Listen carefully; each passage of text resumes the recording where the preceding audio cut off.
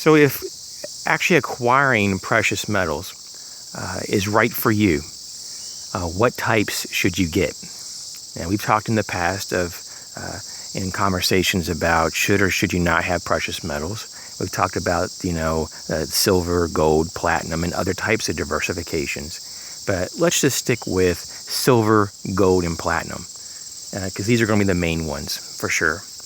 And how should you go about acquiring these? Should you get them in bars, coins, rounds, they call them? Should you get them from private mints or government issued mints?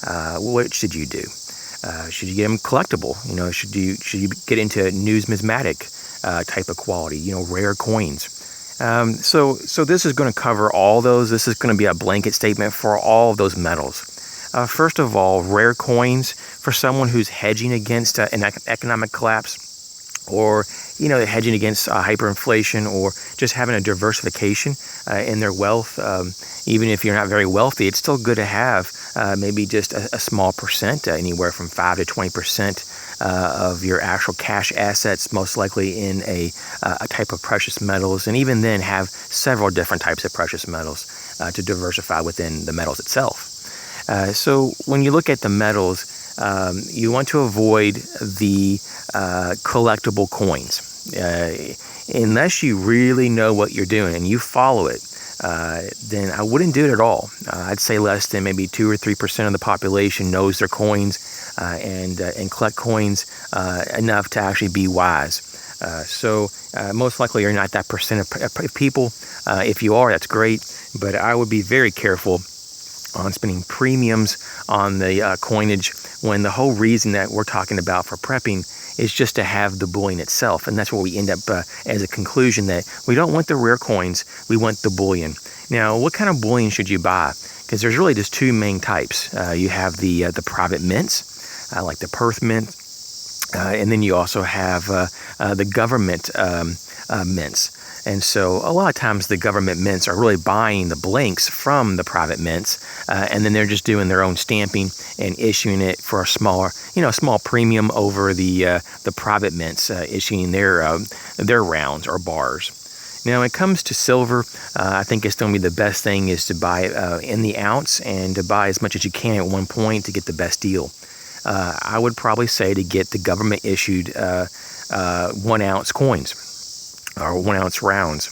And the reason is because it's the most easily identifiable, and it'll be the most acceptable. That's not to say, though, that private mints won't have any type of issues or anything. They may not have any issues at all being accepted. Some people may have the knowledge of how to test if something's a gold or silver, and so it may be fine. Yes, you will get a little bit better deal and get more silver for the money to buy a non-government issued type of coin, but at the same time, you do get a little bit of, I'm not going to say collectability, but over time, for example, the United States silver eagles, they do go up in value very slowly every year, because obviously every year they make another mint mark, and so that previous year becomes a little bit collectible, a little bit more every year. And the older that coin gets, you would get a larger and larger premium when you sell it. So it's something to consider there. But we're not looking at about collectability. We're just looking at recognizability and making sure we have something of a pure quality. And so the government-backed coins typically are really, really high quality. They're the better ones. And not to say that the private, types of mints don't produce very high quality coinage, because they do. And in fact, a lot, like we just said, come from those blanks come from the private mints. But in general here, like for example, if you live in the United States, the American silver eagles and the Canadian silver maples are going to be the two that you would look at, and they both have pretty decent low premiums. The Canadian maples typically are around 50 cents to $1.50 cheaper on the premium, and when we talk about premium, it's just the cost over the spot price, and the spot price is just simply what the market value is for that metal of what's trading on the open markets. So you could definitely have a nice diversification of those. Maybe you could have 50% silver eagles and 50% silver maples to get a little bit more value for your money. So there's definitely an option there. And the gold is going to be some of the similar things.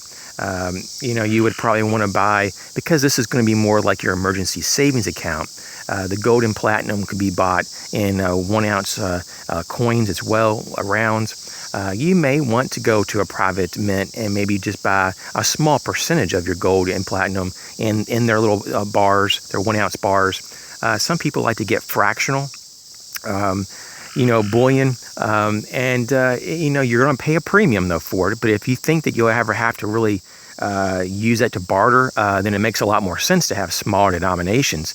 Just like it makes a lot more sense if you think you're going to go and play slot machines. You're not going to go there probably with a $100 bill, knowing that the coin machines are broken. So you're going to want to go there with a big bucket of coins. And so the same thing with barter and trade. If you don't want to be walking around with a 10-ounce gold bar when the economy collapses and try to trade with that, no one's going to be able to give you change for that or break that down, most likely. So what you want to do, the things you would need to barter, that's why you would probably stick with your silver as the barter tools, and the gold and platinum is your long-term savings that you don't really want to dip into unless you have a really deep emergency, and that's a last resort. So what you would have is you could also just do 1 ounce coins, rounds, and just try to buy them in a sleeve of 20. It's very expensive, but that's an option if you can afford it. Just save up and just buy a sleeve, and you get a better deal that way. Or you can go to private mints and mix in some of their rounds and also their small 1 ounce bars. That's just what I would suggest. Unless you're a very high net worth, then you might consider getting something larger than 1 ounce for all your different denominations of metals. But I personally would just stick with the 1 ounce. Now going back to silver, there are some things called, there's coins that were made from 64 and earlier in the United States. They're called junk silver. What all it is, it's a 90% silver. It's the dimes, and it's going to be the quarters. And they were made with 90% silver for those dates of 1964 and earlier. And so people collect those or hold those, and that's an additional means of barter and trade. And so you may want to get a little bit of that. Maybe like 10% of your silver could be junk silver, and then the rest could be a mixture of maybe of government coins.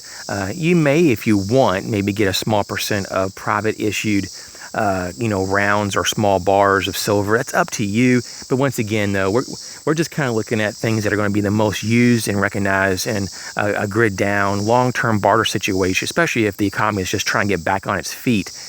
People are going to want to go with what they know. And of course, with gold, you could also go with fractional pieces that we talked about. But anytime you do that with any kind of bars, even if it's a private mint, you're still going to be paying that premium because it costs more to create those and to stamp those and all that. There's more overhead. So I typically personally would, if I was to get into this, I would probably not get into very much of the fractional denominations. Just because of value. And so I think for the most part, a 1 ounce silver coin is pretty much a low enough denomination for most, mixed in with some junk silver that you could actually kind of barter around for most items you would need. And that's why it's also good to have other things besides precious metals for barter, because if you run out of precious metals, or if you don't want to even get into it because you don't want people to know you even have it, because it may really get too much attention to you, or people start to really look at you in a different way that isn't really that great. Sometimes attention is not healthy for certain situations. You may have a lot other types of things for barter and trade, as we talked about in other videos. And so this is just something to consider. That I would say that bullion is like 99% of the time going to be better in all these situations. For us as preppers than some type of collectible rare coins. And the only reason I say that there might be 1% because you may run into that 1% of people that collect coins, and they actually may know the worth of that coin, and they may give you more. But the general population does not collect coins. They don't know what the heck's going on. A lot of people are just lucky to get up in the morning and find the bathroom, and that's about it. So with that, I wish you all well, and don't feel pressured at all to jump into precious metals. Once again, the priority is your preps, and even though some people would consider their metals a part of their preps, and it can be, and it probably should be on some level, just remember though that there are a lot more things that are critical. We have a previous video on this. There's a lot of preps that have priority over other preps, and so this particular prep is probably one of the lowest on the list. In terms of, demand and essentials for living. If you don't have any precious metals and you don't ever have any plans to get any, that's fine too. There's really should never be any pressure for you to get this stuff. But it's just that if you do have your stuff squared away, and if you really do feel like, okay, I have a few dollars, maybe you save up an extra $100 that month, and you really can't find anything else that you would need or want to put into it, which is kind of hard to believe, but let's just say you did, then make a small order to whatever the company that you feel comfortable with that sells it, or maybe even a local store that sells precious metals. Just do your research and make sure the spot prices, matches what the store says, and don't pay a ridiculous premium. The premiums typically on silver is like about 5%. Above spot when you buy it, and then when you sell it, you sell it typically for like below 5% below spot. It's just the kind of the commission, the transaction fee, if you will, so that the dealer can make a little bit of money, so they can actually do the trade. And so basically, you have about a 10% over the top overhead when you buy metal.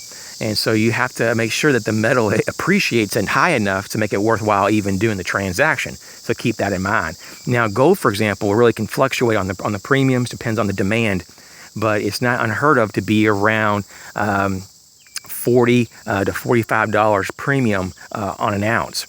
But once again, it just depends on the price of the ounce of gold. So, and then of course, it could be about as much as anywhere from 2 to 5% on the backside under spot. So you kind of have to just do your research and make sure you know about all that and all your tax implications when you sell it. Sell different types of denominations, different types of bullion or coins, and also know that of how and where to buy it and sell it. Because a lot of people buy this stuff online and then they don't know how to get rid of it when they actually want to get rid of it. Or when the price goes really, really high and they want to go ahead and cash out maybe a small portion of it so that they can wait until the market goes back down and buy back in and buy more for their money. I know a lot of preppers do that. You got to be a little bit careful when you time the market, obviously, but I know a lot of preppers, though, that have actually doubled and tripled their stash of metals because over the decades, they kind of bought really low and then they wait until they get so much to the peak, and then they cash out like maybe anywhere from 10 to 50% of what they own in the metals, and they cash out and then they hold that cash, and then they wait until it gets kind of rock bottom again, and they buy back in, and they keep on growing and growing their nest egg. And so that's an active person, though, an active trader, an active investor. A lot of people don't even want to have anything to do with that. And so you got to know who you are and what your interests are and your comfort level is. So just be kind of wise. Do a lot of research, ahead of time, and don't even take my word for all this, even though this comes from years of talking to others and that have done it. So I hope this helps, and you guys be safe.